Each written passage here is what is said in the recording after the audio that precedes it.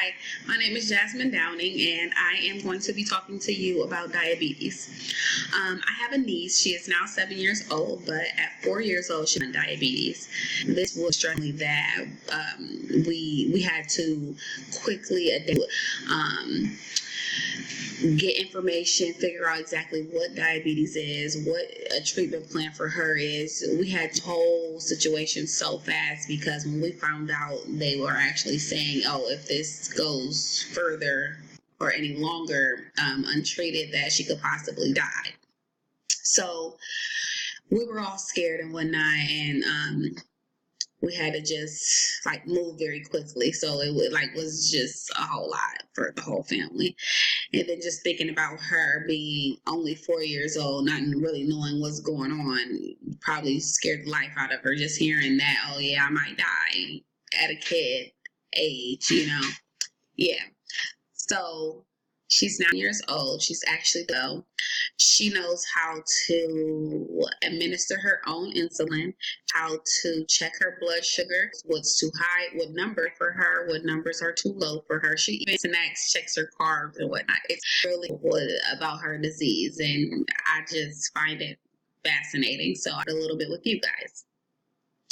So, our bodies absorb carbohydrates, and we get carbohydrates from the foods that we take in.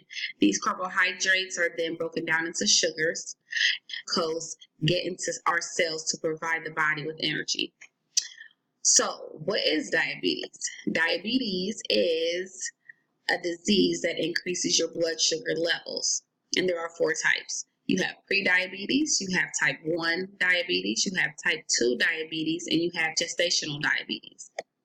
Now, prediabetes is high blood sugar readings, but they aren't high enough to be categorized into type 1 or type 2 or something like that. Type 1 diabetes often happens when you're sick. Your body's trying to fight off an infection or something. It's an autoimmune reaction, and the body just attacks itself on accident, killing all insulin producing beta cells. And then at that point, it enables the pancreas to either create insulin at all, or it only allows it doesn't create enough. So you either are getting no insulin at all, or you're not getting enough for the body to provide energy. Now, type 2, you get the same results, but it's more so have to do with unhealthy living conditions. For instance, okay, you're not active enough, or you're overweight, or things like that of that nature. Then you have gestational diabetes, which that only develops in pregnant women. Now, if you do get this during a pregnancy, you are at high risk of type 2 diabetes later in life. Without the proper production of insulin, the body's cells are starved for energy. And with that being the case, once they're starved, you can cause a glucose buildup. Now, and the glucose buildup can cause and bring about critical health problems such as heart disease, strokes. It can damage your kidneys, your nerve cells. It can even damage your vision. To determine whether you have diabetes or not, all it takes is a simple blood test. One simple blood test. One simple blood test will figure out if you have diabetes or not, and then of course you will have to go see your PCP, primary care physician, or your doctor, whichever, and they will be able to provide you with a plan, a treatment plan on how you should go, or what they recommend on how you should go about controlling your diabetes if you do have them. It was said that the normal readings for blood sugars are 100 milligrams after not eating for 8 hours, and are supposed to be less than 140 milligrams after eating, 4 hours after eating, I should say.